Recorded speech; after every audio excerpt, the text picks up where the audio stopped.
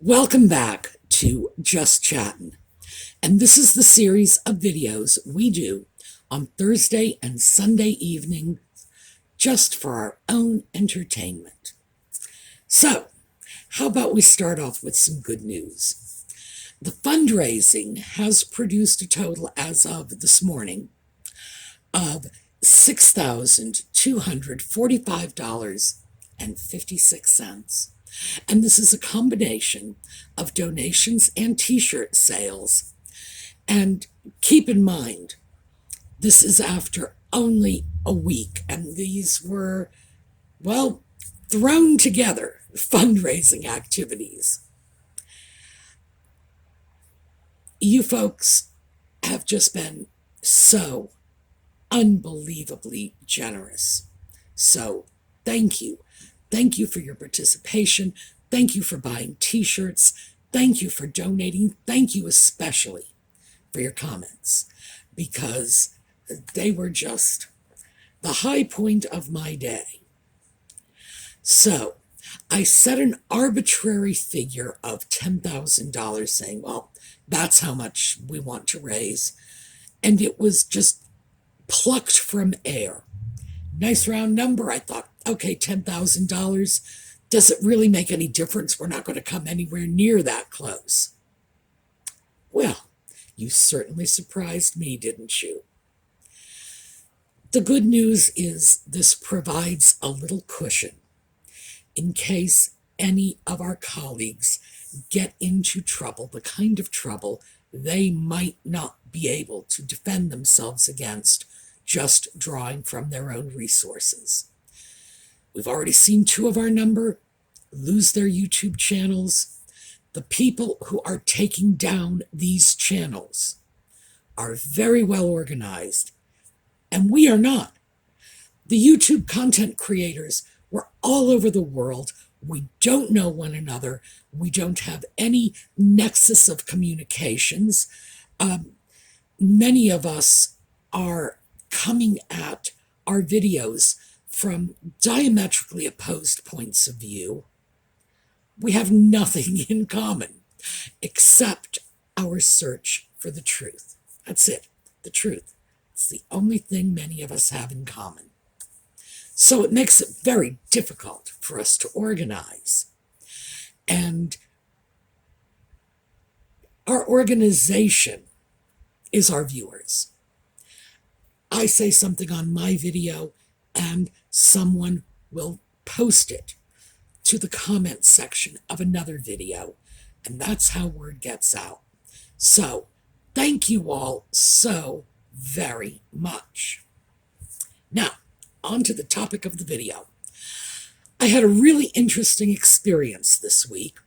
Whenever I start getting ready to do a video, if I don't have anything in particular in mind for that week, I go to, sort of my go-to video, the one I've been hoping to put out for months now. Say, oh, I'm going to get to work on this, finally going to get a chance to air it. No. As always, whenever I just check to see what's going on in the world, there is something new and exciting coming from Montecito. This time, I had a really interesting adventure. Yes, something was coming from Montecito by way of New Zealand, by way of Pakistan, and it was a great surprise to me. So, we'll get into it when we get back.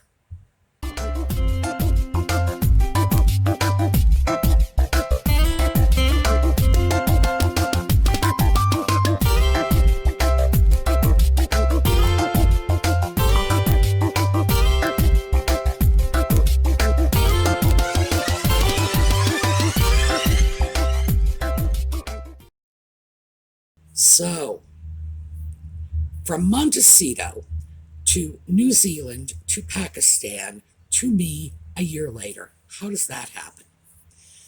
Well, as usual, I was checking the news sources to see what Nutmeg and Ginger had done, since I had last left them 20 minutes ago. And I saw this story. It's detailing an incident that happened a year ago, well, almost a year ago, at Philip's funeral. So it's not news, certainly not breaking news, and I just wasn't sure why it had surfaced.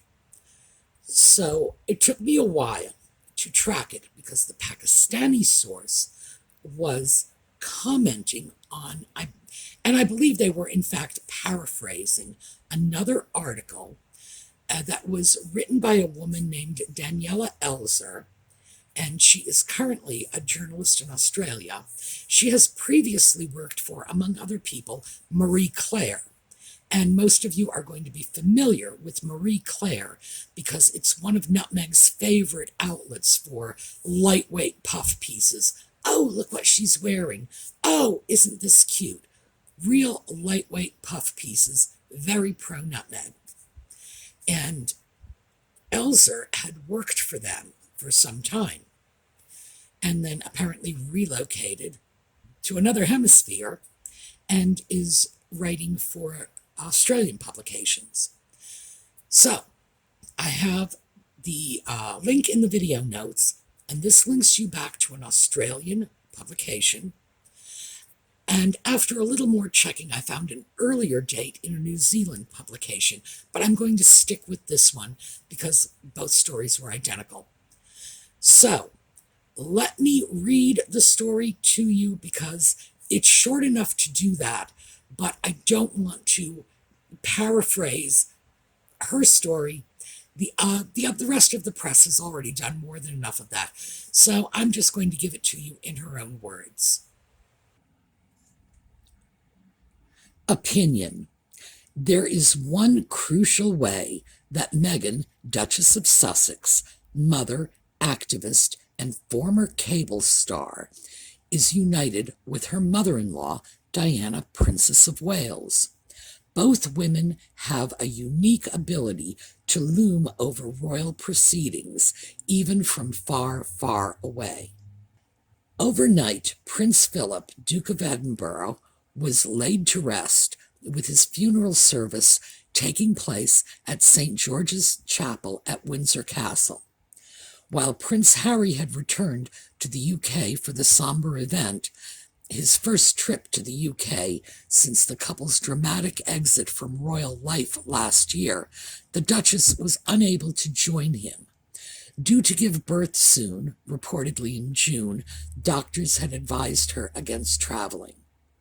Yet still, despite being more than 8,500 kilometers away, Meghan managed to play a role in the historic funeral. In a moving tribute to the 99-year-old Duke, a handwritten note penned by the Duchess, a former professional calligrapher, was attached to the wreath sent by the Sussexes, one of only 9 family wreaths in the chapel. The arrangement, we know, included eryngium or sea holly to represent Philip's ties to the Royal Marines, Acanthus mollis, the national flower of Greece, in a nod to his heritage, Campanula, to represent, quote, gratitude and everlasting love, and roses to signify the royal consort's June birthday. All incredibly touching and thoughtful, and all information that somehow, miraculously, has found its way out there in the public domain. According to the Telegraph, quote, a source close to the Sussexes confirmed that their wreath had been designed and handmade by Willow Crossley, a Cotswold florist known for her natural rustic arrangements. What is bewildering here is why and how, on a day which should have been resolutely, solely focused on celebrating the Duke, something Sussex-related has managed to end up in the headlines. These symbolic and meaningful blooms by Crossley, who was in charge of the flowers for the Sussexes' wedding reception and son Archie's 2019 christening, included deeply personal touches. But why did anyone feel the need to share this information with the world? While Buckingham Palace has released a cavalcade of specifics about yesterday's proceedings, everything from precise timings to where exactly Philip's valets would be standing.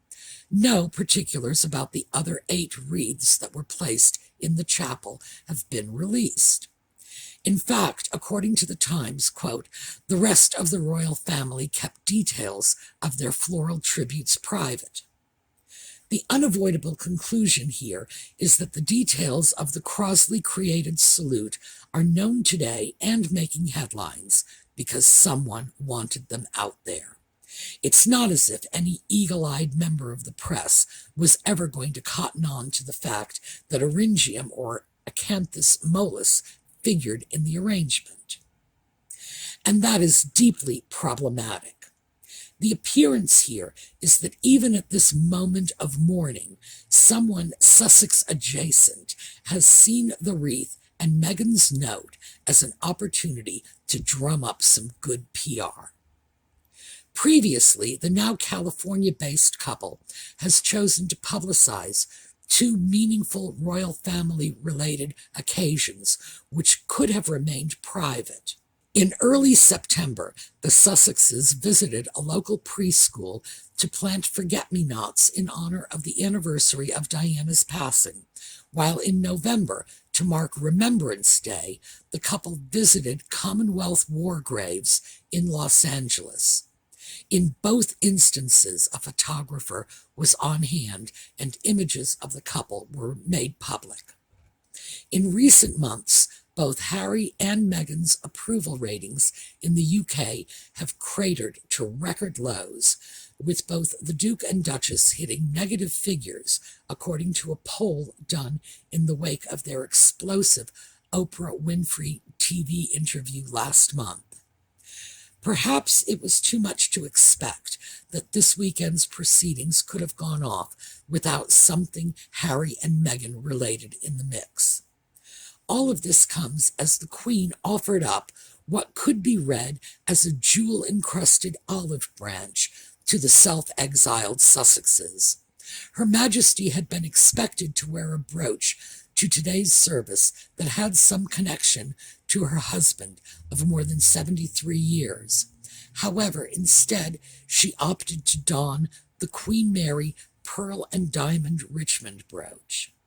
The last time she wore this particular number was to the Sussexes' 2018 wedding, suggesting that this could represent something of a subtle peace offering.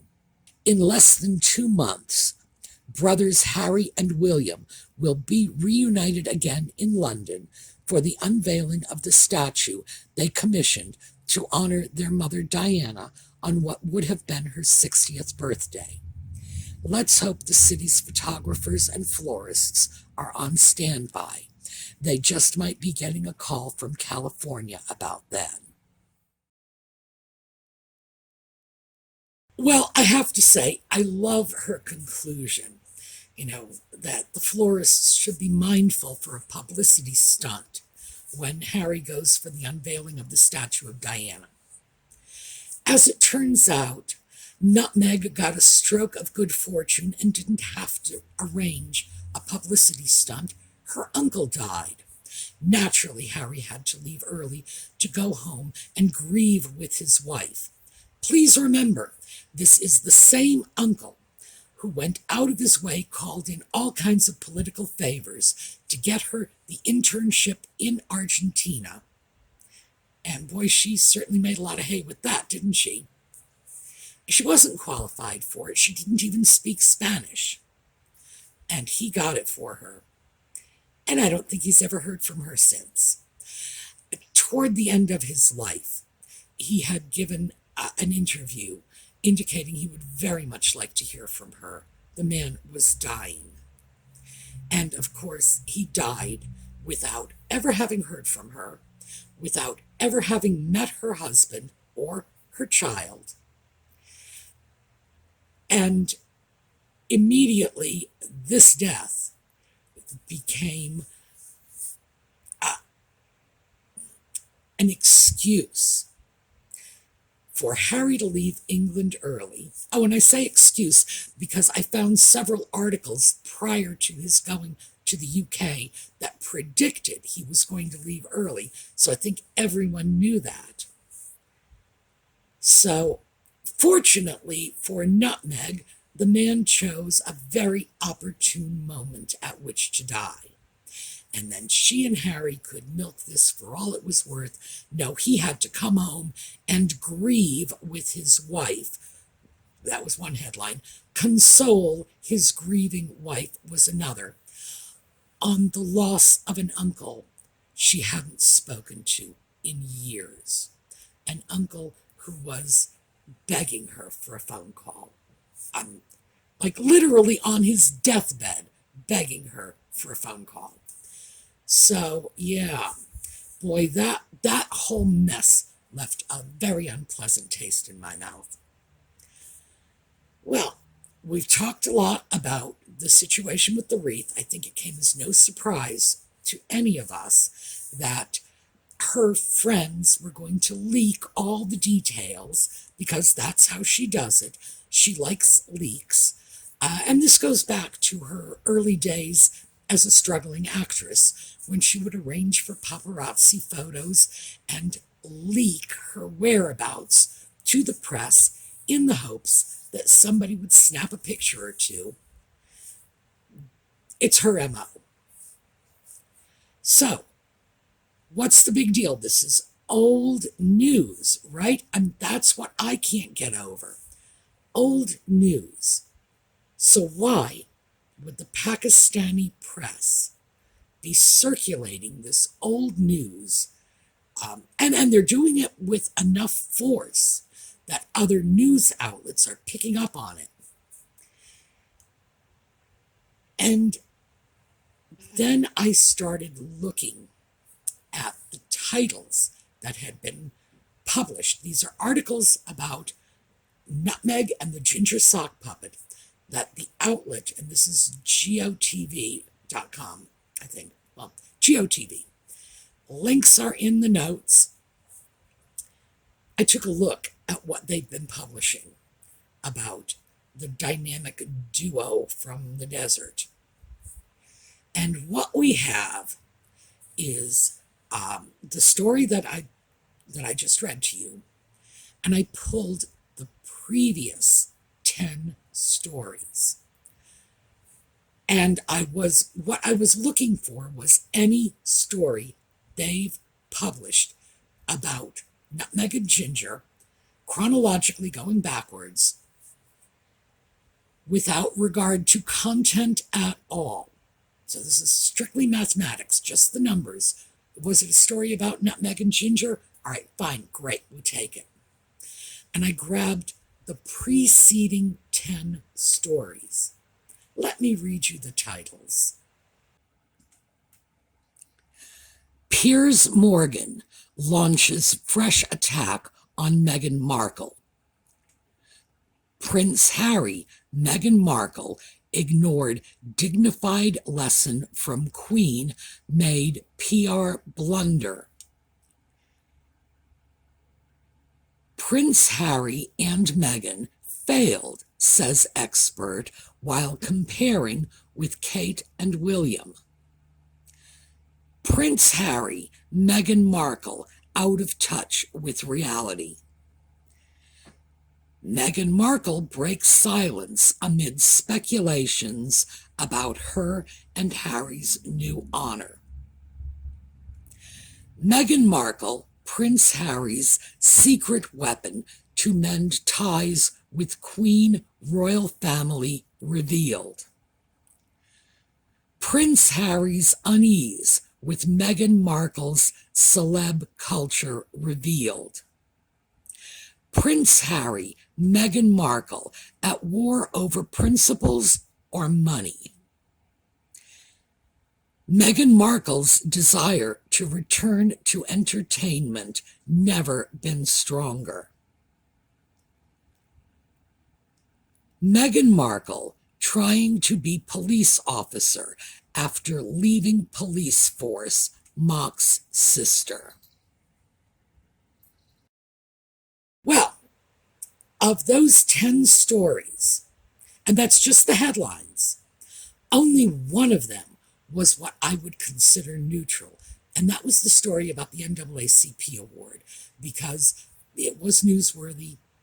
Even the headline that sounded a little positive, the one about the olive branches, it was about the children. It was a story about Harry and Meghan being able to use their children as olive branches to work their way back into the royal family. I would hardly call that positive. So, including the story that I previously read, we've got 11 stories from this source. 10 of them are decidedly negative, 1 neutral. And then I thought, oh my gosh, what do the Pakistanis possibly have against nutmeg? Well, maybe it's not nutmeg they have something against. There is no question in my mind but that this news source is very heavily biased against nutmeg and ginger. Remember when Harry was not quite so woke and he was running around making offensive, racist, and homophobic remarks? Do you remember who his favorite targets were? Pakistanis. I couldn't find the quote, but here. This is Lady C's book on Harry and Meghan. It's in here somewhere, where she states that Harry actually began making anti-Pakistani comments as a very small child.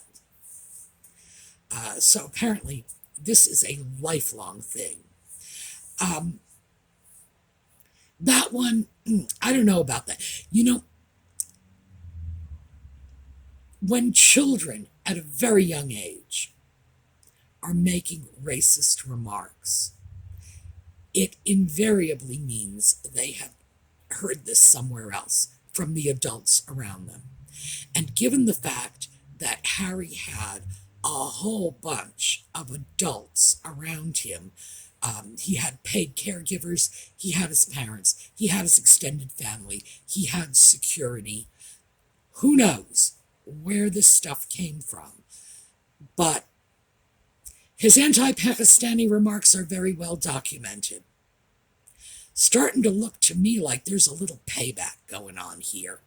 Now, obviously, I have no idea why these news publications, or this particular news publication, is printing negative stories.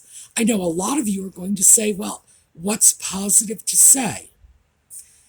Well, maybe there is nothing positive to say. Maybe it's just a numbers game.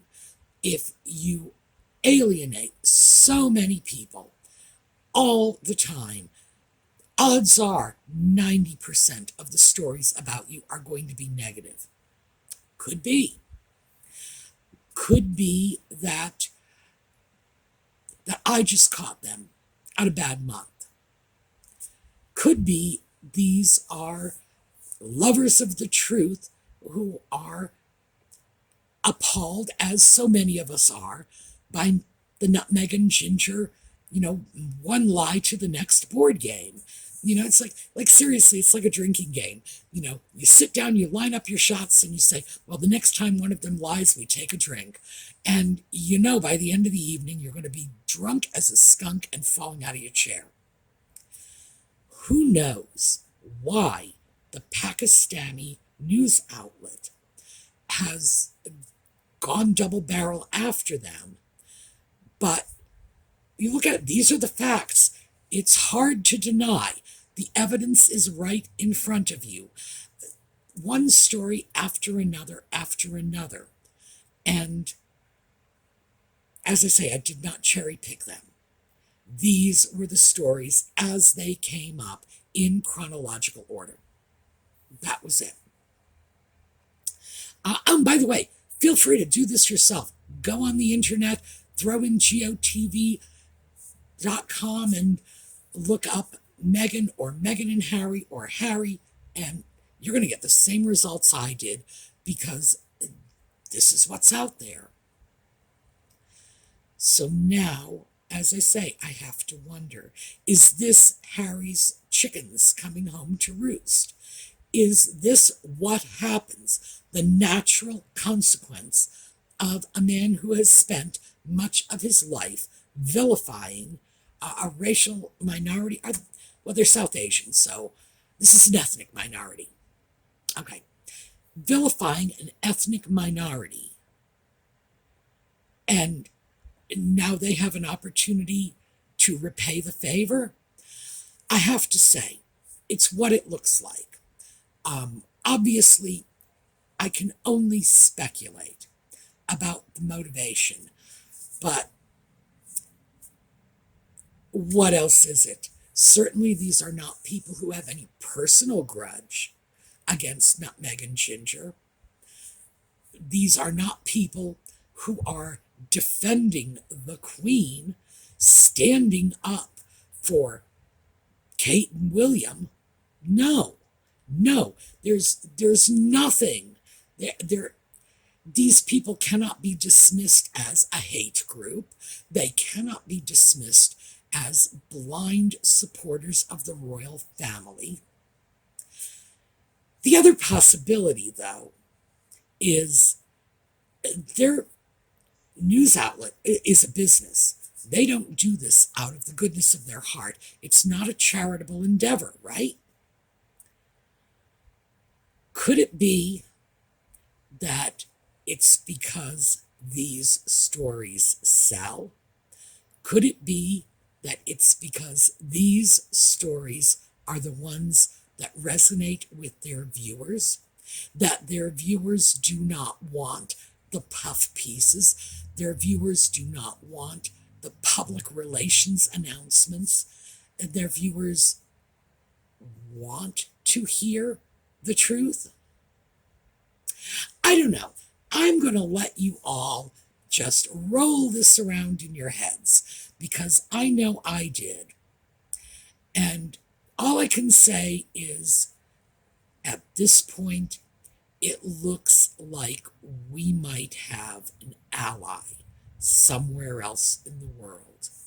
It's starting to look to me like we're not the only people who realize the emperor has no clothes, that the Pakistanis are starting to realize this too. And who knows, because I do not regularly follow Pakistani news, could be they caught on a long time ago and I'm only now becoming aware of it. So I thought overall, this is definitely some good news. So I figured I would share it with you. Yes, we just might have an ally somewhere. All right, I am going to put in links in the video notes to everything I've referenced and a link to the bonfire site where you can get t-shirts and to the donation site where you can make donations. Please remember, grateful as I am for your donations, please do not give any more than you can comfortably afford. I will love you no matter what. So just please don't put yourself in financial jeopardy for this. That's the only thing that I ask you. Just if you can give, great. If you can't, wish us well. That's certainly more than enough. But please do not feel an obligation to make a donation. Don't. The donations, as we know, are going into a legal defense fund. We may never have to use that. I hope we never do. But again, they are picking our numbers off one by one, and we need to be prepared to fight back if and when it comes to pass. All right, we are going to take a look at a slideshow on our way out. I hope you all have a really terrific week, and I will see you all on Thursday.